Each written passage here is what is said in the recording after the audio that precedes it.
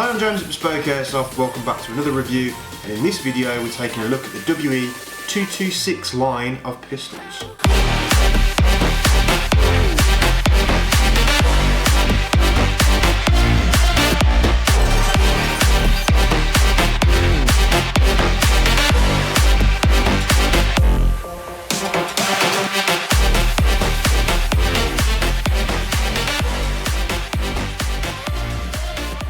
So yes, we're taking at the WE Sig line of pistols. This includes the largest framed SIGs, like the 226, the 226 railed, the Mark 25, and then we've got a compact here, which is the 228.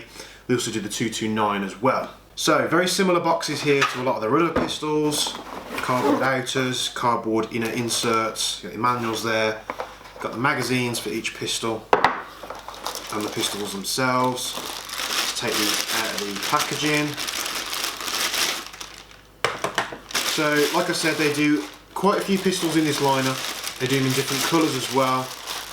But for all intensive purposes, the two pistols that I have in front of me will cover pretty much anything in terms of FPS, performance, anything like that, gas efficiency and so forth. So we have two models here. The one I have to my right, which is your left, is the Mark 25. Like I said, the 226 comes in many different forms. You've got the 226, you've got the 226R, which is like the normal conventional railed version. You've got the Mark 25, which has a 20mm Picatinny rail built into the lower frame here, which is much easier for getting like flashlights, lasers, stuff like that on there. They also do the E2, which is a slightly modernised version of the 226 as well. The Mark 25 having the E2 styled magazine. And then on the smaller counterpart of that pistol, we've got the 228. Now this is the 228, so it has no rail on the front here. They also do a 229, which has a railed front lower frame here. Both these pistols are completely made out of metal, barring the plastic grips that go on the side. You've got metal frame, metal slide, metal outer barrel, and all the bits and pieces there to go with it. You've got a bigger magazine on the 226, which is, you know, understandable. The 226 magazine will go in the 228s and the 229s because it's longer, but the smaller magazines will not go in the bigger pistols. So you've got plenty of adjustability there for magazines, much like the Glock series that they do. So if you're not familiar with a SIG, it's a very boxy looking pistol, but they are very, very comfy. They're used by a lot of law enforcement all around the world, as well as being in theatres as well with certain armed forces. Like I said, the frame is metal, the slide's metal. You got some nice iron sights here on the top of the slide with white dots where it makes them easy to find, easy to use. Metal outer barrel as well. Hammer comes back, single action trigger, double action trigger, and we can actually arm this thing as well with just the hammer. As well as that, on the left hand side of the pistol we have a decocking lever, which can be found just there, which is found just in front of the slide release. Now with the 226s and the compact counterparts, the slide releases are very easy to find. They're nice and sort of set away from the slide, so easy to operate. The cocking lever, the decocking lever even, is very easy to find as well. Triggers on these, you've got a little bit of take up till you hit the wall. You've got the brake, it feels a little bit spongy, and then the reset as well. So not the worst trigger by any means, but also not the best. The 228 as well, very much the same, so same feeling. Now these can kind of be compared to like sort of, let's say like a Glock 17 and the 19 in terms of size comparison. As you'll see, the 228 is just a smaller version of the 226. So let's set these pistols to one side. We've got gas in the magazines, I believe. They're not loaded, they are safe. Let's see what the kickback's like on these things. Fair amount of kick on the 226 and the 228.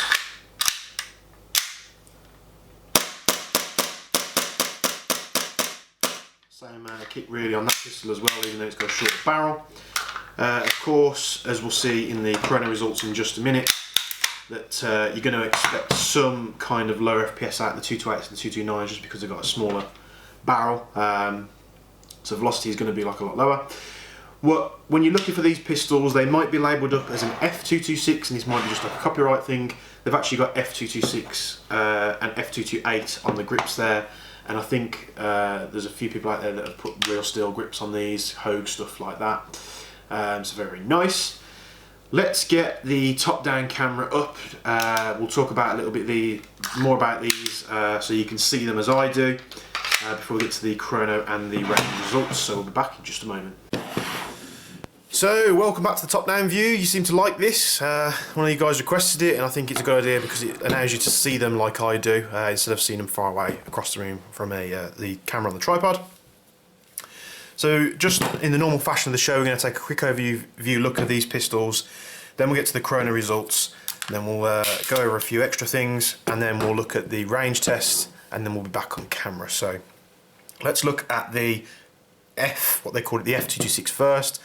This being the Mark 25 model, so the only differences you'll see from this and other models are obviously the front end here, and if you are looking at the E2, the grip as well. So mag release found on the left hand side.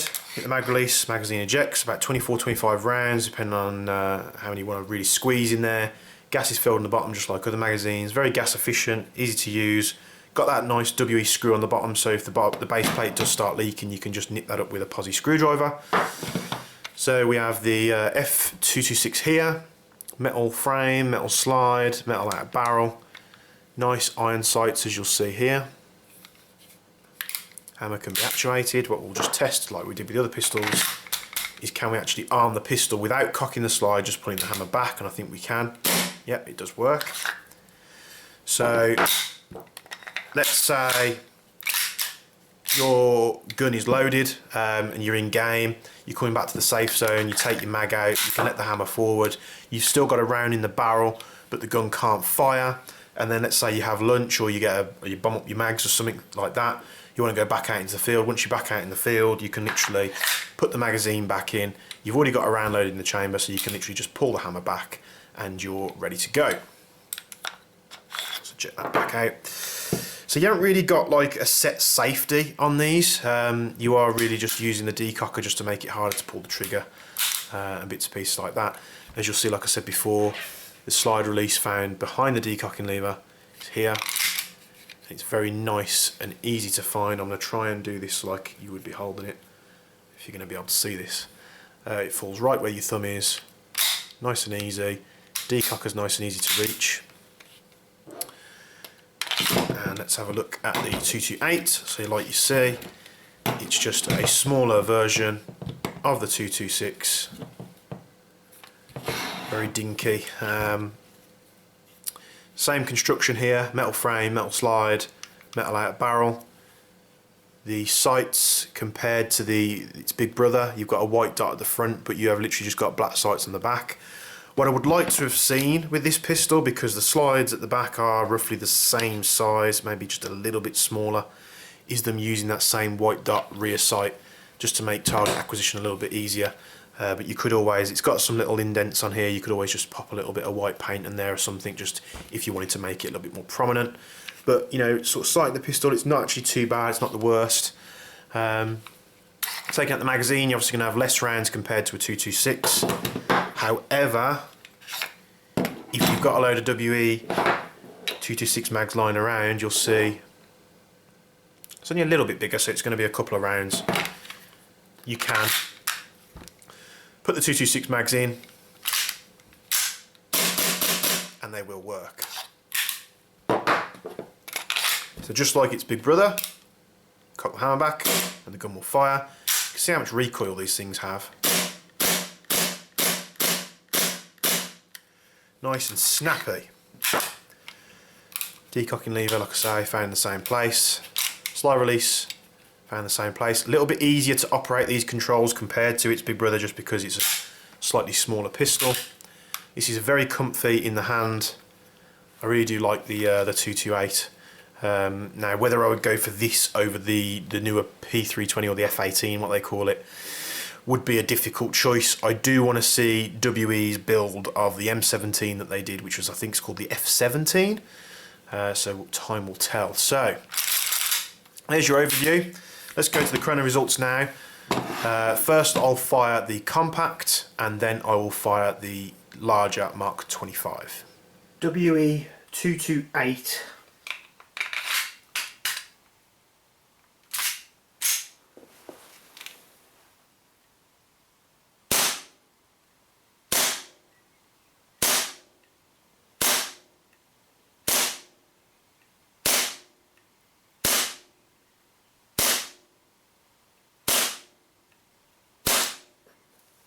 WE Sig Mark 25.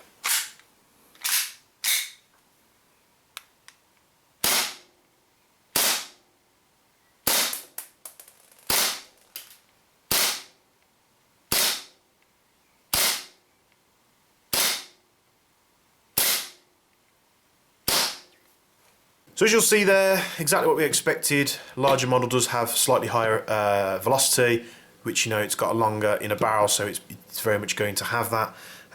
The way you strip these things down is very, very simple. You obviously eject the magazine, lock the slide to the rear with the slide release, take this lever, push it in downward motion 90 degrees, put the slide release forward, and the slide comes off just like that.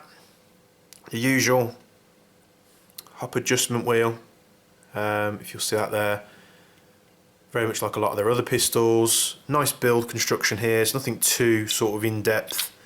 Like I said, tried and tested over time. They've been producing these models for a long time now. As you can see there, very nice and easy to sort of maintain. You get some extra lubricants in there. Sometimes these do come a bit thick with transport grease from the factory, so it's always nice to just check that and probably just replace that, clean it, replace it with some silicone oil. You just pop the slide on the rails at the front there, really easy. Let the slide lock to the rear with the slide release, and then push the lever forward. So that's the 226. 228.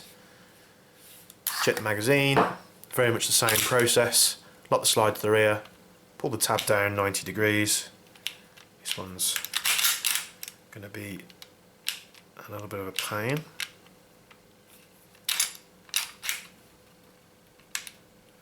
So what I actually did there, it seems like with the 228,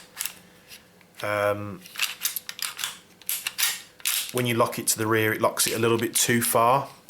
So you'll see it sort of sits a little bit further.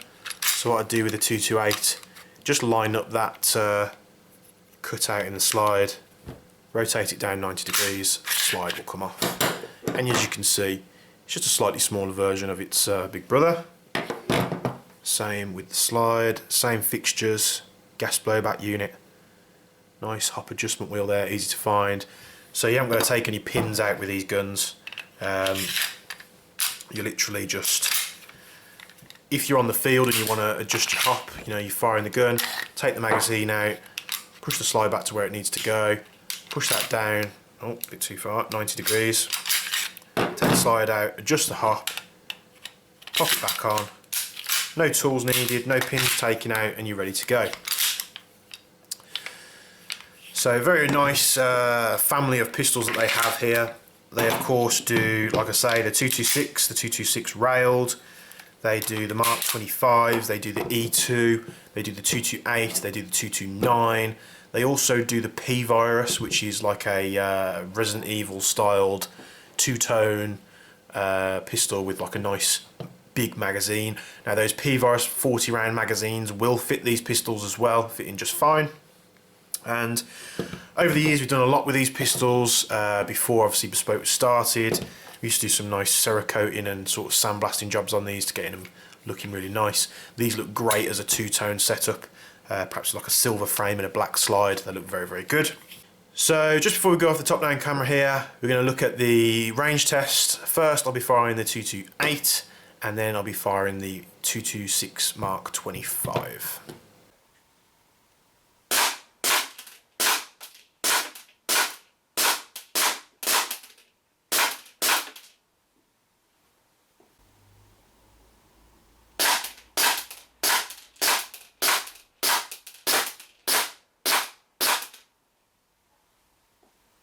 So yeah, nice solid shooters out of these pistols. Like I say, comparable to the Glock 17 and the 19 in terms of the size differences between the two, and the sort of the FPS readouts as well. These pistols have been around for some time. They haven't massively changed all that much, and it's kind of one of those things where if it's not broke, you don't fix it. There's many people that use these pistols, I think, with holsters, in my experience, going from the different versions. I'm not 100% whether the 226 railed, which is the Mark 25 with this Picatinny rail on the bottom here, will fit the 226 railed holsters. You just have to check that and be sure, because this does have a bit more bite to it than the normal 226 rail. But they're great feeling pistols, nice and easy to find the hop up and adjust it just like other pistols that they do. Nice and easy to take down, maintain and stuff like that, very nice. Loads of magazines on the market, different variants.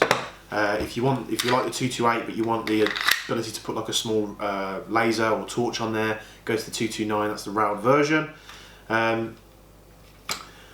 I personally myself, I've never been a massive runner of 226 platforms, and that's nothing against the platform at all. I think just as I've been airsofting over the years, I've always picked different models. It doesn't necessarily mean these are bad at all. I really do like the 228. There's a lot of law enforcement personnel that carry the 228. It's a very nice solid pistol in the real still world. These now being replaced by, well, not replaced, but superseded by the P220s, the P220 compacts, and the M17 from Sig, which we did look at previously. Go through the videos, we did a P220 compact video. Would I pick this or the P220 compact? I think there's plus sides to both of them. If you don't want a polymer frame, go for the 228. If you don't mind the polymer frame and you want sort of some extra modernised features, perhaps go for the P220 compact, which is called the F18. Magazines, these are a bit more conventional in terms of their feed lips and such. The F18 does have a very narrow feed lip on the one side. That we haven't seen any issues with them just yet, but that could obviously happen over time. Thanks very much for tuning in for this video of the 226, well, the Sig line of WE pistols. Great solid performers, don't break the bank at all compared to other manufacturers like Marui and other bits and pieces like that. You know, they've been around for a while, they're tried and tested, loads of models available. I'll put the link in the description below where you can find all of them on our website. But for these and many other WE and bespoke and standard products, go to our website bespokeairsoft.co.uk. Like I said, link in the description for these specifically, just follow it and it'll show you all the models that we've got on the website. And see you in the next video. Thank you very much for watching.